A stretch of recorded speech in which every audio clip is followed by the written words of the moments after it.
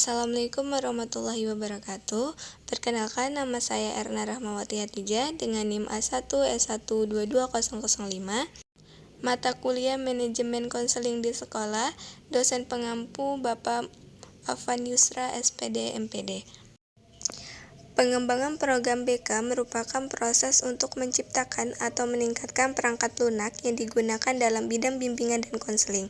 Program BK bertujuan untuk membantu siswa dalam individu dalam mengatasi masalah pribadi, sosial, akademik, dan karir. Adapun langkah-langkah umum dalam pengembangan program BK itu ada 9. Yang pertama itu ada identifikasi kebutuhan, yang kedua perencanaan, yang ketiga pengembangan perangkat lunak, yang keempat uji coba, yang kelima implementasi, yang keenam evaluasi, ketujuh pelatihan, 8 kolaborasi, dan yang kesembilan pemanutan dan evaluasi lanjutan.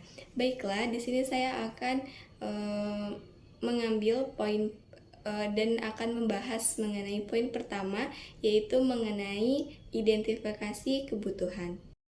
Identifikasi kebutuhan adalah tahap awal yang kritis dalam perencanaan program bimbingan dan konseling BK.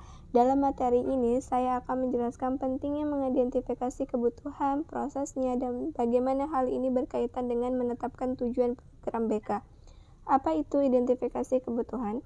Identifikasi kebutuhan adalah proses analisis yang bertujuan untuk memahami masalah-masalah yang perlu diatasi dalam bimbingan dan konseling. Ini melibatkan pengumpulan data dan informasi yang diperlukan untuk membantu kita memahami situasi saat ini dan bagaimana kita dapat memperbaikinya. Langkah pertama dalam pengembangan program bimbingan dan konseling adalah identifikasi kebutuhan. Ini merupakan langkah penting yang bertujuan untuk memahami masalah-masalah yang perlu diatasi dan memastikan bahwa program BK sesuai dengan kebutuhan komunitas sekolah. Berikut penjelasan lebih lanjut tentang langkah ini. Identifikasi kebutuhan maksudnya adalah pengumpulan informasi dan data untuk menentukan masalah-masalah yang ada di lingkungan sekolah ataupun komunitas yang memerlukan perhatian BK. Dalam konteks BK, kebutuhan dapat mencakup beberapa hal seperti masalah akademik, masalah sosial dan emosional, dan juga masalah keluarga, bully, gangguan perilaku, dan sebagainya.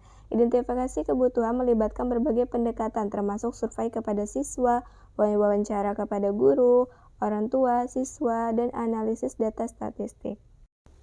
Untuk melakukan analisis kebutuhan dalam bidang bimbingan dan konseling, langkah-langkahnya yaitu yang pertama, identifikasi stakeholder, yaitu kenali semua pihak yang terlibat dalam bimbingan dan konseling, termasuk siswa, guru, orang tua, dan staf sekolah. Yang kedua, kumpulkan data, yaitu lakukan survei, wawancara, atau studi literatur. Yang ketiga, evaluasi masalah, yaitu tinjauan data yang telah dikumpulkan untuk mengidentifikasi masalah utama. Yang keempat, prioritaskan masalah. Yang kelima, identifikasi sumber daya, yaitu tinjauan sumber daya yang tersedia seperti jumlah konselor, buku panduan, dan teknologi. Yang keenam, rencana solusi, yaitu untuk setiap masalah yang diidentifikasi buat rencana tindakan yang mencakup strategi target. Yang ketujuh, ada pelibatan stakeholder. Yang kedelapan, motivator dan evaluasi. Dan yang kesembilan, ada siklus perbaikan, yaitu terus memperbetasikan dan memperbaiki pendekatan bimbingan dan konseling berdasarkan hasil pemantauan dan evaluasi.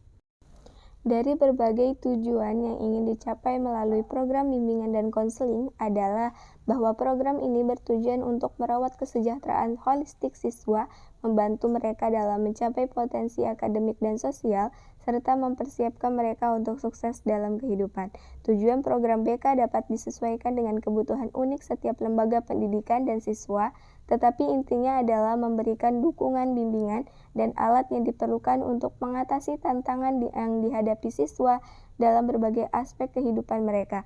Dengan demikian, BK berperan penting dalam membantu siswa berkembang menjadi individu yang seimbang dan berdaya tahan. Dengan identifikasi kebutuhan yang baik, program BK dapat lebih efektif dalam menyediakan dukungan dan bimbingan yang dibutuhkan oleh siswa dan komunitas sekolah secara keseluruhan.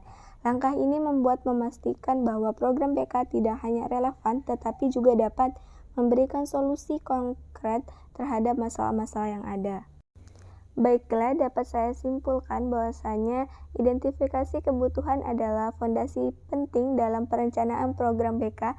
Ini memastikan bahwa program yang dikembangkan memiliki fokus yang jelas, relevan, dan efektif dalam mengatasi masalah yang dihadapi siswa. Dengan demikian, program BK dapat berkontribusi pada perkembangan siswa dan meningkatkan kualitas hidup mereka. Baiklah, mungkin hanya ini yang bisa saya sampaikan. Semoga bermanfaat, dan apabila ada kesalahan dalam pengucapan kata, saya mohon maaf, dan saya akhiri. Wassalamualaikum warahmatullahi wabarakatuh.